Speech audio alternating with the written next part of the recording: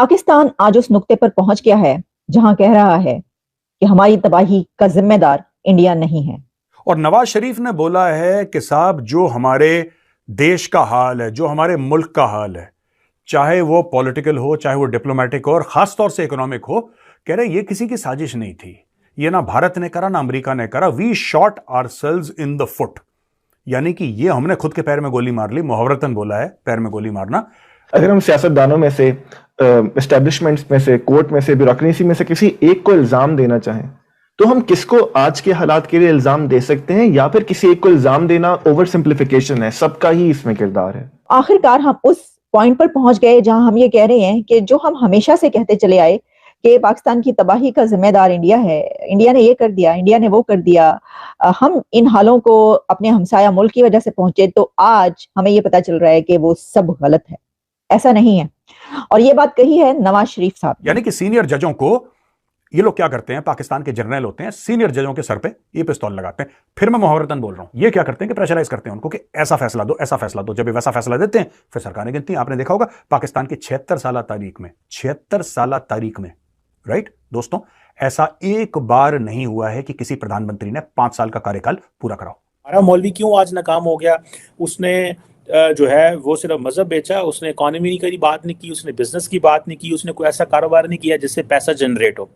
Miss मेरे ख्याल से ये जो है ना, ये सब इनकी जो हुकूमत की है ना, ये ड्रामेबाजी है, ऐसा कोई चक्कर है नहीं। ये चूरन जो कि 75 सालों से बेचा जा रहा है कि पाकिस्तान की तबाही की जिम्मेदारी जो है वो इंडिया पर है, कभी कुछ कर दिया, कभी कुछ कर दिया, हमारी जो इकोनॉमी है उसको गलत कर डाला, हमारी इकोनॉमी का बेड़ा गर्क करने वाला जो है वो भारत है, हम एक छोटा मुल्क है, गरीब मुल्क है हम। तो अब वो चूरन जो है वो बिकना क्या बंद हो जाए? जय हिंद दोस्तों। पाकिस्तान में पूर्व प्रधानमंत्री नवाज शरीफ का एक बयान बहुत तेजी से वायरल हो रहा है, जिसमें वो भारत को किसी भी प्रकार से जिम्मेदारी जो है वो नहीं बता रहे हैं कि जिम्मेदार है भारत ये कराने में, चाहिए वो भी कराने में, क्योंकि पाकिस्तानी किसी भी प्रकार की अगर जो है टेररिज्म होता है या फिर कोई भी किसी भी तरीक़े से बाढ़ आ जाता है तो ये भारत को जो ऊपर जो है ब्लेम लगाते हैं। उस बात को लेकर के नवाज शरीफ ने साफ इनकार कर दिया है। ये नवाज शरीफ का कहना है कि जितना भी ये सब हो रहा है पाकिस्तान के साथ, जितने भी हो रहा है, ये सब खुद पाकिस्तान की जिम्मेदारी है, इसमें भारत का इसमें कोई गलती नहीं है। क्योंकि भारतीय जो है पाकिस्तान के लोग ज़्यादातर पे भारत को ही ब्लेम करते आते हैं। अगर सूखा पड़ जाएगा तभी कहेंगे कि भारत ने ही सूखा डाल दिया है, बाढ़ आ जाएगी तो कहेंगे भारत ने इससे बाढ़ कर दिया, तो आतंकवाद फैला दिया, तो ये कर दिया, तो भारत के राह वाले कर रहे हैं, तो भारत की एजेंसियाँ कर रही। इस तरह से पाकिस्तानी तरह तरह की बातें बनाते रहते हैं, भारत के ऊपर जो है ब्लेम लगाते रहते हैं। उस बात को लेकर के पूर्व प्रधानमंत्री नवाज शरीफ ने बिल्कुल इनकार कर दिया है। वो लोग बोल रहे हैं कि ये सब पाकिस्तान की तालीम की कमी है, जिस तरीके से स्कूल बंद हो रहे हैं और मदरसों की संख्या बढ़ रही है, पाकिस्तान आज उस नुक्ते पर पहुंच गया है जहां कह रहा है कि हमारी तबाही का जिम्मेदार इंडिया नहीं है। मेरे कत्ल के बाद उसने जफा से तौबा, हाय उस जूद पशेमा का पशेमा होना।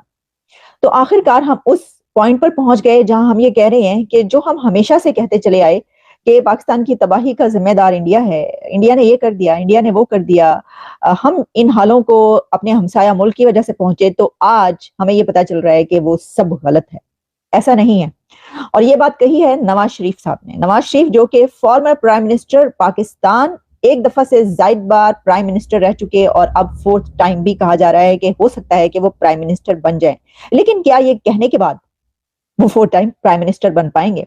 इसकी वजह क्या है मैं आपको बताती हूँ। लेकिन सबसे पहले हम आपके सामने ये पेश कर रहे हैं कि ये चीज, ये चूरन जो कि 75 सालों से बेचा जा रहा है कि पाकिस्तान की तबाही की जिम्मेदारी जो है वो इंडिया पर है, कभी कुछ कर दिया, कभी कुछ कर दिया, कभी हमारे ऊपर जंगें लाद दी, 4 जंगें हमारे ऊपर थोप दी, और फिर ये कि हमारी जो इकोनॉमी है उसको गलत कर डाला, हमारी इकोनॉमी का बेड़ा गर्क करने वाला जो है वो भारत है, हम एक छोटा मुल्क है, गरीब मुल्क है, हमारे साथ देखो बड़ी ताकतें क्या कर रही हैं, वगैरह वगैरह वगैरह।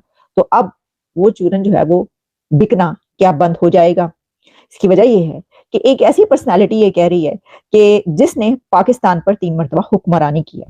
नवाज शरीफ साहब ने ये बात कब कही? नवाज शरीफ ने ये बात कही है कि वो अपनी पार्टी में टिकटें जब दे रहे थे और उनके साथ मुलाकातें कर रहे थे अपनी पार्टी के एक मीटिंग के दौरान, बड़ी मीटिंग जिसमें कि उनकी तमाम लीडरशिप मौजूद थी, शहबाज शरीफ फॉर्मर प्राइम मिनिस्टर से लेकर एहसन इकबाल, जितने भी उनकी लीडरशिप है वो भी वहां पर मौजूद थे, और उन्होंने बड़े धड़ल्ले से ये बात कही है कि पाकिस्तान की तबाही का इस वक्त जो जिन हालों को पाकिस्तान है, पाकिस्तानी की इकोनॉमी की तबाही का जिम्मेदार ना तो इंडिया है और ना ही यूएस है, बल्कि उन्होंने ये भी कहा कि इसकी जो जिम्मेदारी है ना तो इंडिया पे आती है, ना अमेरिका पर आती है, और ना ही अफगानिस्तान पर आती है।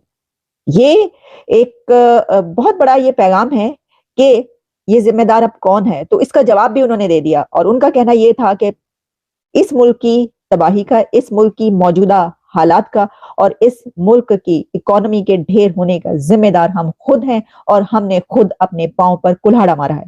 लेकिन ये जो हम वो कह रहे हैं, इसका इशारा उनकी तरफ, एस्टैब्लिशमेंट की तरफ भी है। उन्होंने ब्लेम किया है एस्टैब्लिशमेंट को कि ये सब जो कुछ पिछले सालों में होता रहा है, ये कौन करता रहा है। एक दोस्तों नवाज शरीफ का बयान आया है जो बड़ा वायरल हो रहा है, और नवाज शरीफ ने बोला है कि साहब जो हमारे देश का हाल है, जो हमारे मुल्क का हाल है, चाहे वो पॉलिटिकल हो, चाहे वो डिप्लोमेटिक हो, और खासतौर से इकोनॉमिक हो, कह रहे ये किसी की साजिश नहीं थी, ये ना भारत ने करा ना अमेरिका ने करा, we shot ourselves in the foot, यानी कि ये हमने खुद के पैर में गोली मार ली। मुहावरतन बोला है पैर में गोली मारना, इन द सेंस कि ये हमने अपने आप को नुकसान पहुंचाया,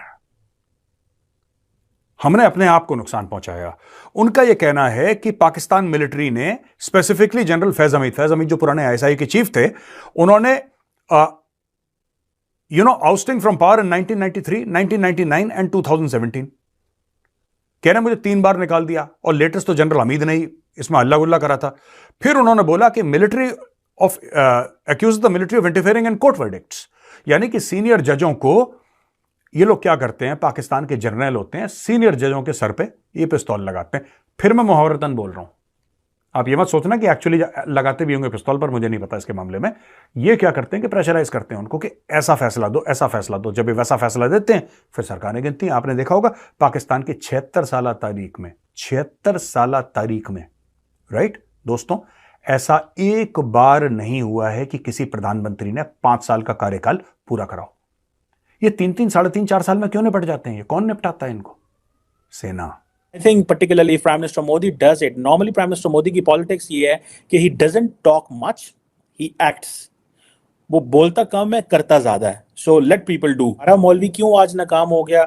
उसने जो है वो सिर्फ मजहब बेचा, उसने इकोनॉमी नहीं करी बात नहीं की, उसने बिजनेस की बात नहीं की, उसने कोई ऐसा कारोबार नहीं किया जिससे पैसा जनरेट हो। वो एक डिपेंडेंट रहा सिस्टम के ऊपर, और जिसकी वजह से the project in India of implementing or having India as a Bharat or a Hindu state will be successful, but the project के यहाँ पे लोगों ने पाकिस्तान में जब मज़हब की बात आई तो जो इस्लामिक सिस्टम और इस्लामिक कॉन्स्टिट्यूशन के अंदर इस्लामिक प्रैक्टिसेस उन्होंने इनकलकेट करनी शुरू कर दी, बट द प्रॉब्लम रिमेन्ड कि उससे वो जो फॉर एग्जांपल अफगानिस्तान में जहाद शुरू हुआ, कश्मीर में जहाद शुरू हुआ, which later prove to be counterproductive. So मामलात जो थे वो डिस्टर्ब होना शुरू हो गए। लेकिन Indians they are on the other lines, ठीक है, वो एक और तरफ जो है ना वो चल रहे हैं। और जैसे काशी तामिल संगमम के नाम से कोई एक इनोवेटिव प्रोजेक्ट उन्होंने किया। सो वो जो कल्चरल डाइवर्सिटी की भी बात करता है, वो कहता है जी ये बातें करता है। सो लोग उसकी दोनों चीज़ों को देख रहे हैं। It's not about one thing, ये कोई एक चीज़ नहीं है कि जी कोई एक चीज़ नहीं वो कर रहे। आप लोगों को मालूम होगा कि पाकिस्तान में किस तरीके से शिक्षा की तालीम की कमी बहुत ही ज़्यादा दिखाई दे रही है, जिसकी वजह से पाकिस्तान की इकनॉमी दिन पर दिन गिरती जा रही है। और पाकिस्तान में कोई भी टैलेंटेड और पढ़ा लिखा ज़्यादा बंदा नहीं है, क्योंकि ज़्यादातर पे लोग जो है वहाँ पर मदरसे में बच्चों को भेजते हैं, जिसकी वजह से वहाँ के मौलवी जो है बच्चों का ब्रेन वॉश करके उन्हें जिहादी और तरह तरह के जो है क्राइम एक्टिविटी के बारे में जो है सिखाते रहते हैं।